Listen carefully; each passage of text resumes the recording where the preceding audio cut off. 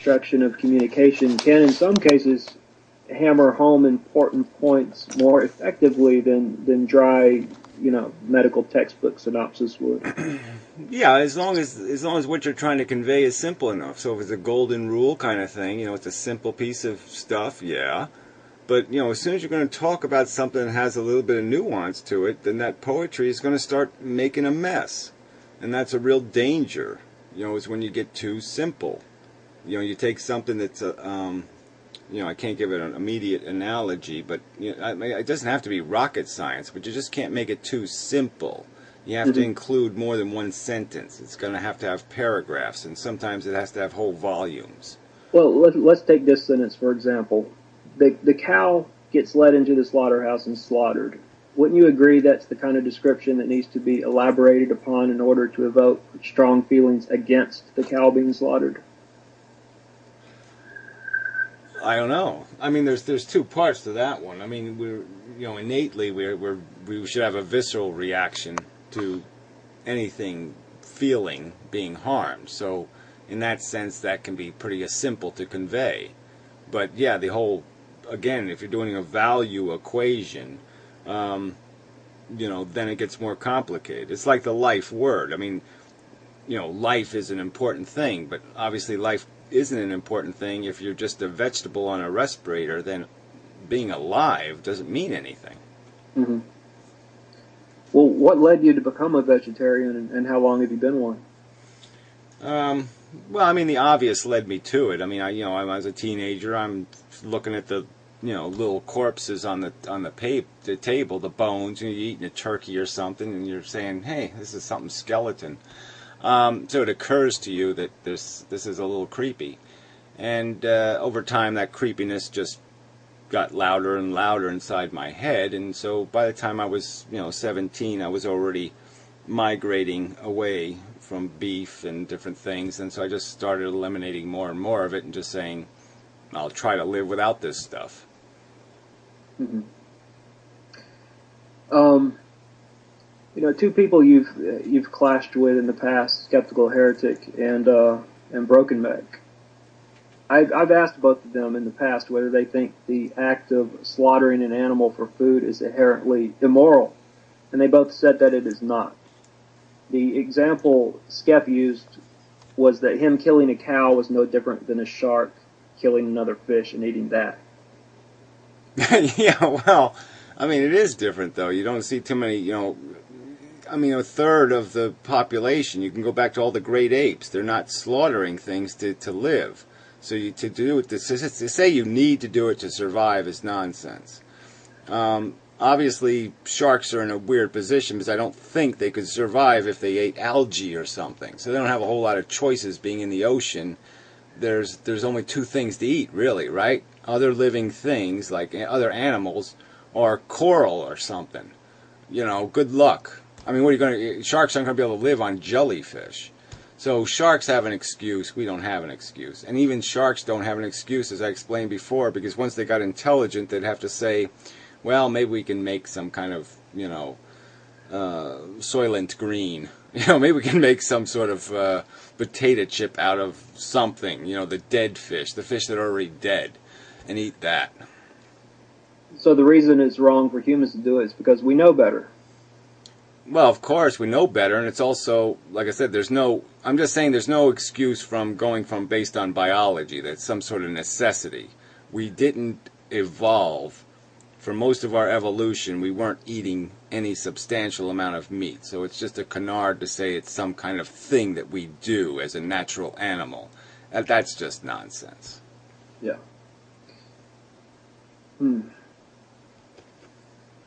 But aren't there so many potentially bad consequences to our actions that at a certain point we have to shut some of it out or we become psychologically immobilized? Yeah, maybe so, but I'm just saying, admit what you're doing then. To just say, I can't be a philosopher anymore because I'm emotionally incapable. Just admit what you're doing. Admit that there's a cop-out. Admit that you're running away from the truth, but don't sit there and pretend that the truth is the cop-out. That's the part I resent, okay? I'm not telling people they have to be miserable.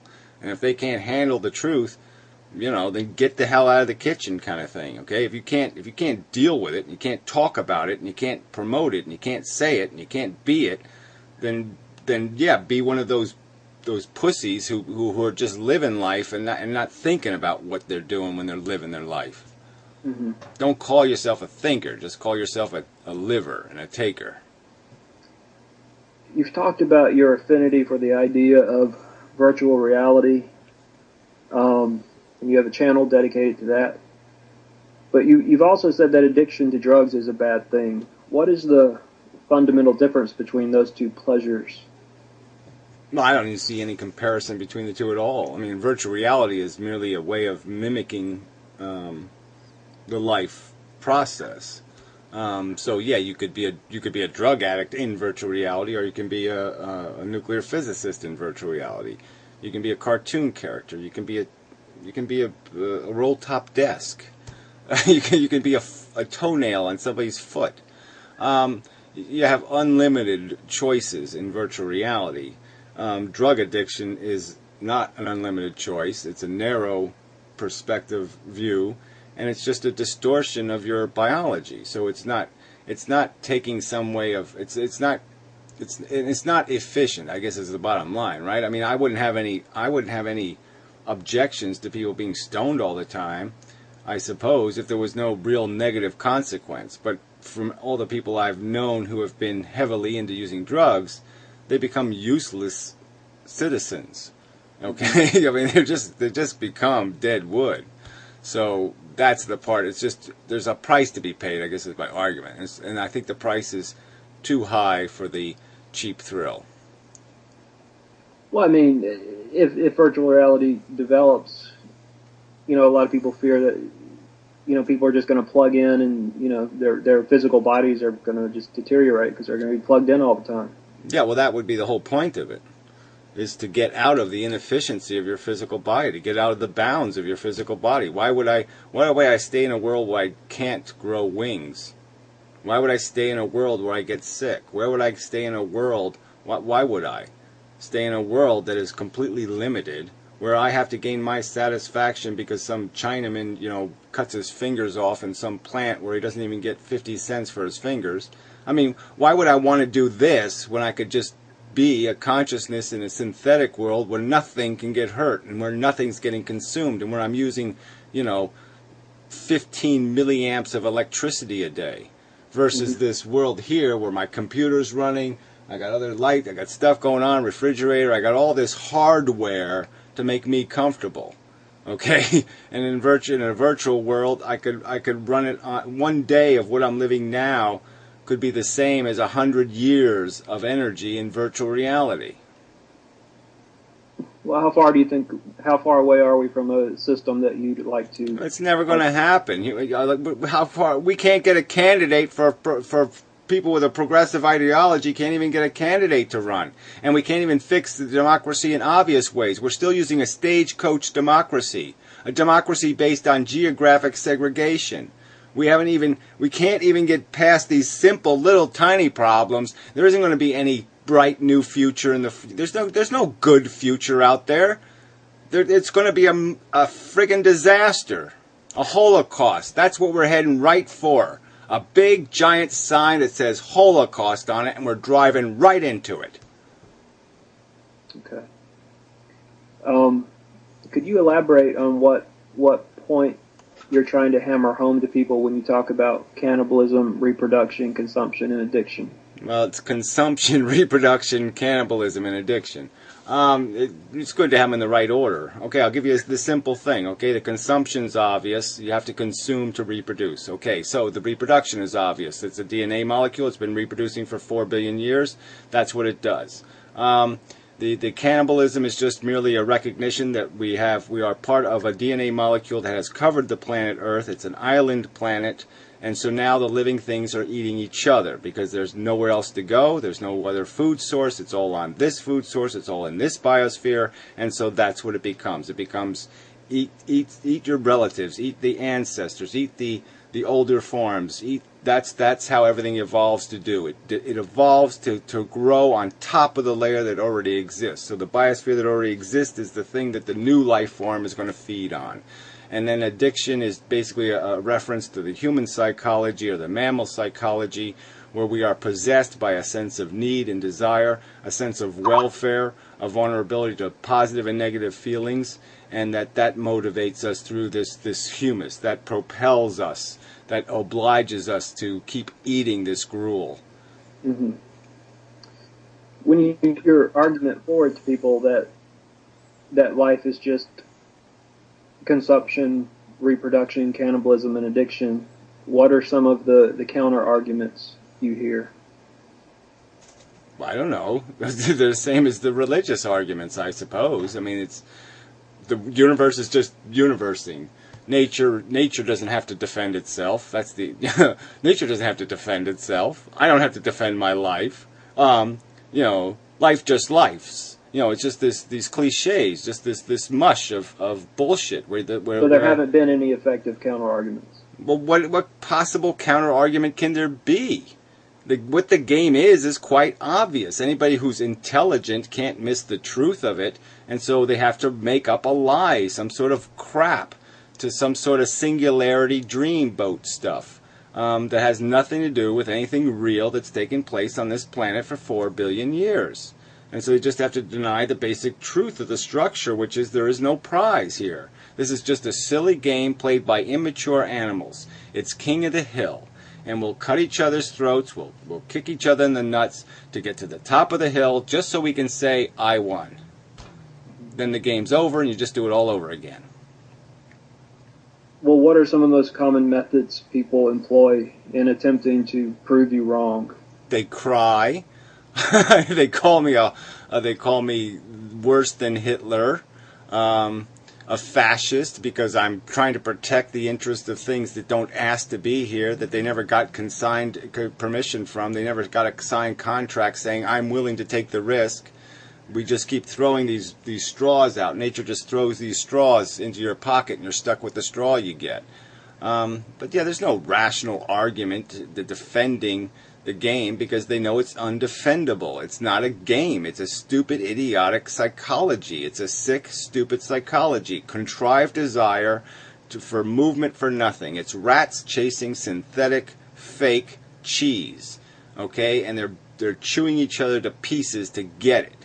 And if we saw it in any other real context, if we saw any other analogous circumstance where we could actually look down at it and say, look at this. I mean, if you had to create this on another planet, I mean, just think about the rational process of where you'd say, oh, what, I want to do that? Mm-hmm. What do you think prevents you, and specifically Professor Anton, from seeing eye to eye on CRCA? CRCA? I don't know what that means. Consumption, reproduction. Oh, okay. Yeah, I don't like acronyms either. Well, like I said, he does concede. He concedes almost every piece of it. Okay, but yeah, it doesn't matter because he's saying humans are on some other level. We're riding a magic carpet. That the mechanism of this fake idea of Christmas every day or whatever he's living for, that somehow this idea that you contrive this stupid I want thing and then you wrap it in a little box and then you give it to yourself and say, ooh, I really wanted that. And then 5 minutes later you're figuring out what next you should put in a box with wrapping paper so you can open it and be all surprised and happy again. I mean, it's just this monotonous, silly thing, and he just thinks we should stoically just sit around and watch the spectacle. Like we should sit in the stands and watch the the lions eat the Christians, or watch the gladiators cut each other's nuts off. Mm-hmm. Well, while you've expressed frustration with YouTube itself, you've also stated that it's an absolutely fantastic method of discourse, and it's really unique and unprecedented. So, well, I don't think I've said that about YouTube specifically. I've talked about this technology of making videos, and especially now that Google owns the thing, it's crap. But yeah, this idea that we can use this technology, we can talk to people all over the world, that is so fucking kick-ass. The fact that it's really not being utilized, and the only videos that are, you know, that oh yeah, we're communicating internationally, and what are we communicating? Here, I just stuck my finger in my nose and pulled out a booger. 13 million views. I just watched my friend break his leg trying to trampoline a basketball, dunk.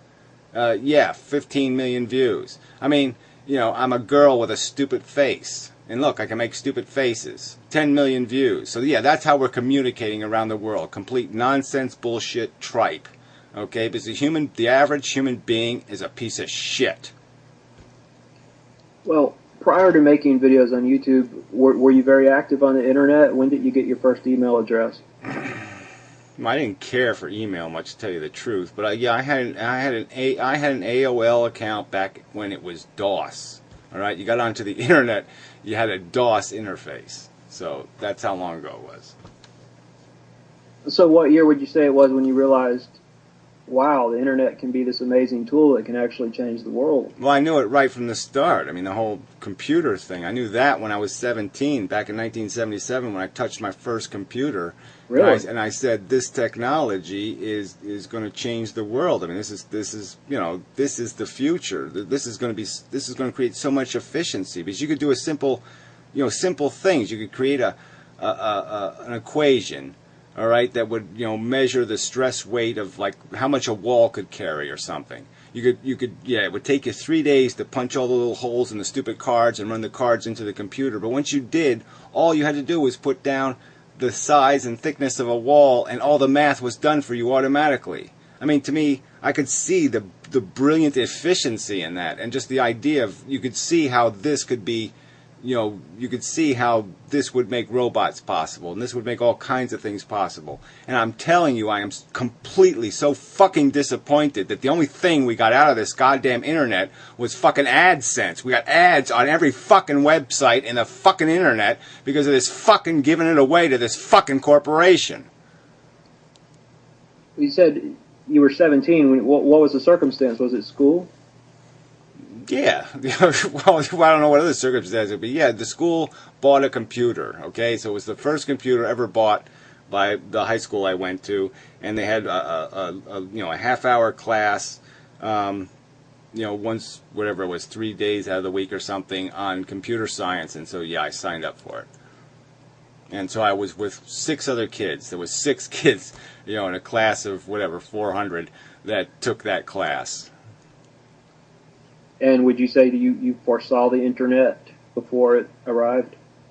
Well, I saw the idea of the communication net. So, I mean, the internet, obviously there was an internet that existed between universities, and that existed pretty close to the same time as this first computer did. You know what I'm saying? Where you could put your phone on the hurdle, and you know what I'm saying? And beepity beep beep beep, you could talk to somebody across the country. And like I said, even just seeing that, you could see the possibilities of even fax machines gave you that sense.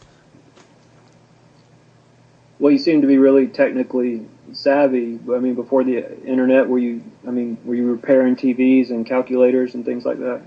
Yeah, well, I mean, that was sort of my, that was the nature of the beast that I was. I was a breaker and a fixer of things. I always needed to know how things were put together. So as a kid, I had electronic kits, and I was always messing with hardware and sticking motors on things, and trying something, and whatever. So yeah, I mean, that was, and then when I got work, I had to do different. I had different kinds of jobs. But my favorite jobs, I worked in a machine shop for a while, and a place that actually made industrial machines, basically robots, and I worked on the control devices for those, and so that was really interesting work. Mm-hmm. You also seem to have a strong sense of civic responsibility. I recall you used to make videos talking about town council meetings. Do you still attend those? And if not, is there a reason you stopped? Yeah, well, I get an audio copy of the meetings. And yeah, I still get them. I just haven't done much with them because I found the whole, fighting City Hall thing so effing futile. I went through a whole bunch of legal process over the last 10 years, fighting a lot of bullshit law and a lot of bullshit circumstances, and I couldn't get one honest judge to give me an honest day in court. And so after thousands of dollars and hours and hours and hours of filing stinking papers and all this other crap you have to go through, I couldn't get one honest day from one of these son of a bitches that run our fucking country. And so you basically say, you can't fight City Hall with words and with principles and with ethics. You can only fight these assholes with a goddamn jail sentence. They all should be in goddamn jail, or they should be in another fucking country. They're all liars and cheaters and thieves, and we should quit we're placating them. We're placating all these liars and cheaters and thieves. People keep complaining about the government knowing what they're doing because they don't want any fucking accountability. We have no accountability on the internet. Assholes can do whatever the fuck they want. They don't have to take any responsibility for it. I'm just so sick of this unaccountable world that people want to live in. Mm-hmm.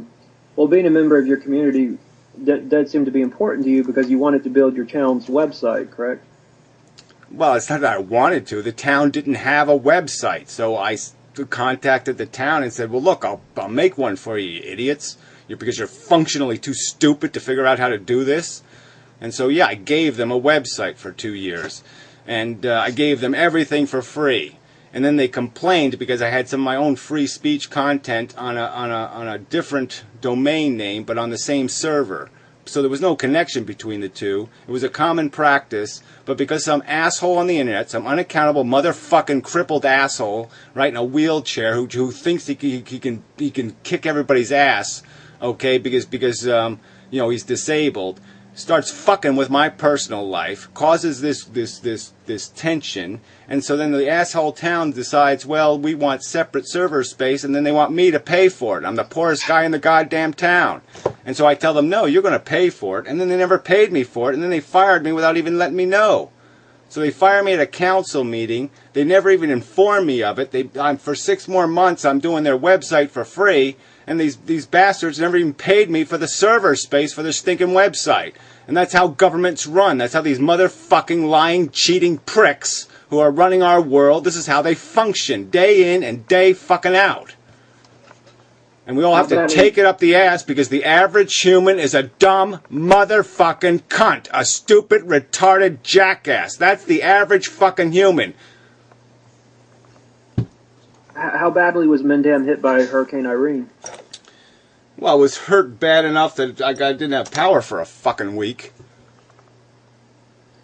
Now, I know you're not interested in talking about anyone you've had conflicts with, but I did want to talk about your Injustice for Most channel and the conflicts you've had that have been notable enough to get covered by, I guess, Fox News. You filed a lawsuit against another YouTuber. What was the origin of that? What motivated that? Well, what motivated that was, again, this stinking lousy unaccountability. People think they can dress you in Hitler drag, put the Star of David behind you, imply that you're a racist or an anti-Semite, have a bunch of people start emailing you about how you're a Jew hater and they hate you for it. They can generate all this crap and not take any responsibility for it. Well, it was my image, okay? They stole it from my video. It was my copyrighted property. They had no right to use it. They want to use an image of me? Well, then you go to a public park or something, you take an image of me. But you don't take an image I produced and you steal it from me and then you dress it up in Hitler garb. Fuck you. You're not doing that. It's a slander. So I took the motherfucker to court. And was the legal process, it was long and frustrating, right? Yeah, it was 2 years, whatever, $2,000, and for nothing, a waste of my goddamn time. I go to the appeals court, I win the appeal, I have to go, then I have to go back to the appeals court again because this fucking cunt bitched, ignorant cunt federal judge who shouldn't have a fucking job because she doesn't know shit, decides to send me back there again. And then what do? What does the appeals court do? They wait 9 months to say, oh, you filed your papers a day too late. We're just going to steal your money and fuck you. Wow. So, have you pretty much dropped it now, or? Well, yeah, there's nothing. There's no fucking communicating with these thieves, these crooks, these immoral motherfucking bastards. That's what I'm saying. If there's going to be a revolution, it's going to have to be a hard revolution. So, the subject of antinatalism, and indeed the very term antinatalism, is being used and talked about, at least on YouTube, more than it probably ever has been. And I think you have a lot to do with that. Do you feel encouraged by, the number of conversations and the number of people who seem to be paying attention to the subject now? Well, I guess I could be encouraged by percentages, all right? So if you say there's 300 intelligent people on YouTube, most of them are in compromised circumstances, let's say. So they're not the generic, average, intelligent human. They're usually intelligent humans who are in sort of lousy circumstances. So we have to make concessions to that. But let's just argue that, let's say if I got 50 or 75 of them, so let's say that 40 or 30 or 40% of them will concede the argument has merit. The argument's pretty persuasive, and maybe there's no counter argument to it, and maybe we are kind of in a hard place here, rock hard place. This is a nasty fact that we're going to have to deal with, or we should deal with. So that's encouraging. That yes, when the argument's made, people will make concessions. That it's an argument worth that needs addressing. That it's going to have to be thought about and figured out, because this is a problem. The nature of this game may be tic-tac-toe stupid with blood all over it. And so that's encouraging. But the fact that there is only 300 people that you can talk to in the world is completely discouraging. Yeah. Well, there's 100 other things I want to ask you about, including your other channels, but unfortunately I'm going to have to get going. Would it be possible for us to do a round two sometime? I'll talk to anything. Whatever. Right. No, that'd be fine. The questions were good. We got to most of the important stuff. So I'm agreeable. So we'll see how part one goes. We'll see how it sells. Okay. Okay, I'm shutting off the recording. You want me to go ahead and send you a copy of the audio? Well, whatever. I can get it online, right? You're going to post it, so. Yeah. Well, yeah. I'm actually going to. It takes me a little while to get it converted. No, it's all right. I got my own copy. I mean, I got a video of it, but I won't post the video until after you post your audio. Okay. I mean, I'll give you first shot at it. I'll post the video, whatever, a few days later, if that's agreeable. No, well, actually, I'm cool with you going ahead and posting it, because it could take me a while, and right. it's me getting it on my channel first is not important to me. Okay, good enough. I appreciate it, man. All right, until next time. All right, I'll let you go. All right, bye-bye.